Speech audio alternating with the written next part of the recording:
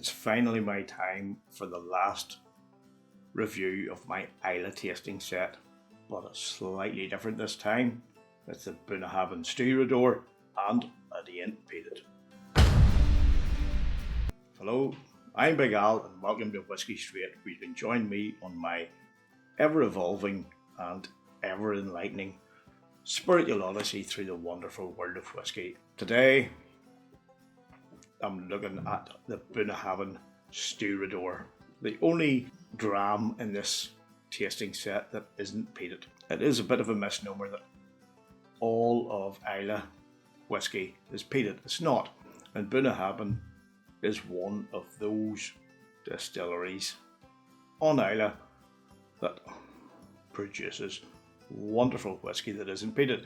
They also produce wonderful whisky that is peated, but the core range generally isn't, and this is the newest edition. It's called the Bunnahabhain Stiúireadair because it celebrates the old-fashioned way of how the casks were brought from the island to the mainland and vice versa.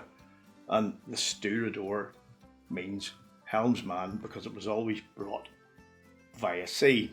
And as someone who was brought up by the sea, this has a bit of resonance with me because my grandfather on my mother's side was a boat builder. I was in a lifeboat crew for 14 years, and I do miss not just going out to the sea and getting all those like briny elements and just experiencing the sea. I do miss that, but I also miss being, actually fit to bloody do it. Now, as I alluded to earlier on, this pays homage to the Bunnahabhain helmsman, and if you're a fan of Bunnahabhain, or if you know anything about him, you will see that the helmsman is the logo on every bottle. This, as they say, is no mere icon, but a reminder of our origins, a link to our past, and a symbol of our enduring appreciation of the sea by which we are surrounded. To create Stiúireadair, our senior blender has selected the first and second fill sherry casks with spirit of varying ages and warehouse locations to construct a dram that truly exposes the coastal nature of Bunnahabhain single malt whisky, whilst not losing the sherry influence that everyone knows and loves in the famous 12-year-old. And if you've ever tried the 12-year-old, you will know it is one of the finest 12-year-old Scotch whiskies you can get. So before we get right into it, let's break down what we know about this.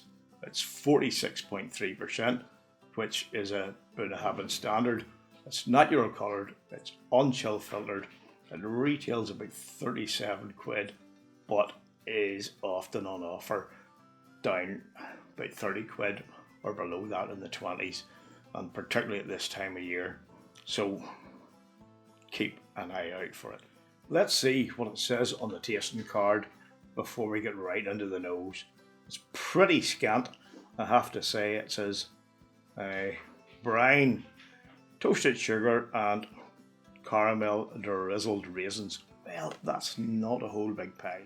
If you've got a bottle of this, you've got a dram of it, please pour yourself one and join me in a wee dram, because that's what whiskey's all about. Sláinte. The first thing that you get here, it's light, it's fruity. I get lemongrass. There is a slight briny element in here too. And how could I put this over? It's not really sea salt, but there's a sea element there. It's just that smell of the sea without that saltiness.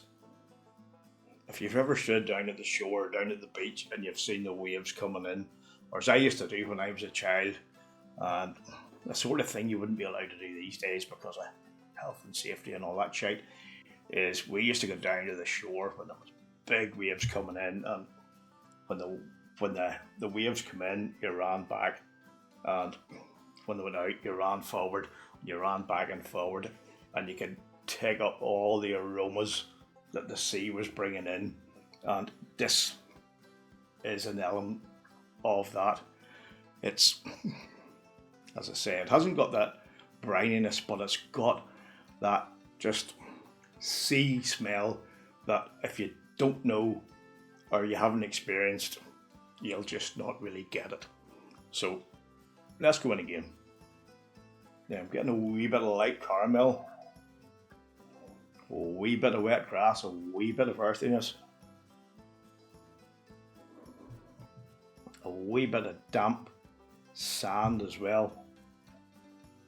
Stuff that I haven't really got before, but that's the beauty of whiskey. The more you get into it, the more you learn, the more it develops on your nose, on your palate. So let's get into the palate and see how it fares there. Sláinte.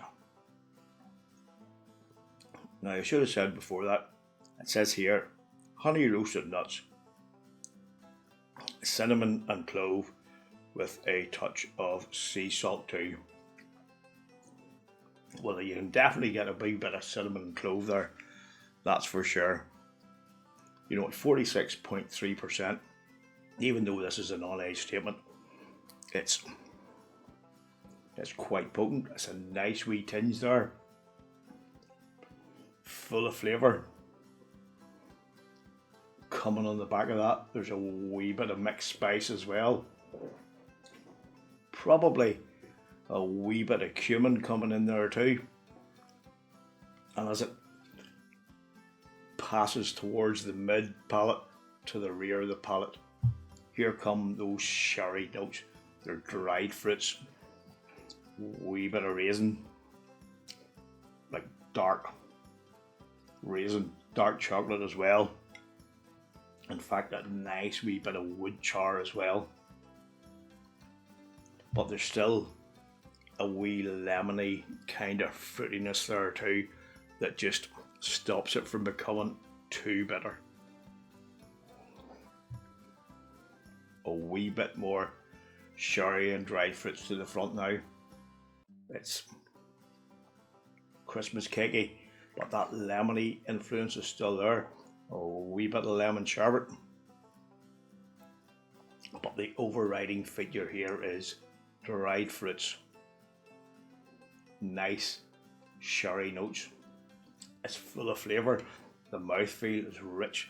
It's creamy. It covers the palate. There's a nice lingering element to this that you can just sit back and savour. And it just goes to show that even though this is a non-age statement, you don't really have to diss a non-age statement, because it doesn't matter. If it's a good whiskey, it's a good whiskey, and that's what it's all about. Now there in the third sip, here comes that salty brininess, but again it retains a sherried dark fruits element, a wee bit of salted caramel as well. But on this third sip, that sweetness comes through a lot more than the savoury notes that did in the first two sips. In fact, now they're getting a wee bit of a plum note there as well, which is bringing it back to the other side. I know I said in my full review of this, you know, when it's $37.99, I would buy a bottle of it at that. But at the same time, now, with a bit more experience, wait until you see it on offer. As fine a whiskey as it is, it just does not reach the standards of the Bunnahabhain 12. And I can tell you, and most whiskey reviewers will tell you the same, the Bunnahabhain 12 is one of the best 12-year-old whiskies you can get. You know, there's a few up in there around it, maybe a few better depending on your point of view, but you know what, for a non-age statement whiskey, 46.3% ABV, this is bloody good. So until the next time, folks, please look after yourselves, look after each other, and as always, keep on drinking your whiskey the way you like it. Sláinte. Thanks for watching, folks, I really do appreciate it. Please check out these other reviews, and if you'd like to support the channel, the best way is by subscribing, liking and commenting. And don't forget to ring that bell for all video notifications so you don't miss out on any future content. Cheers.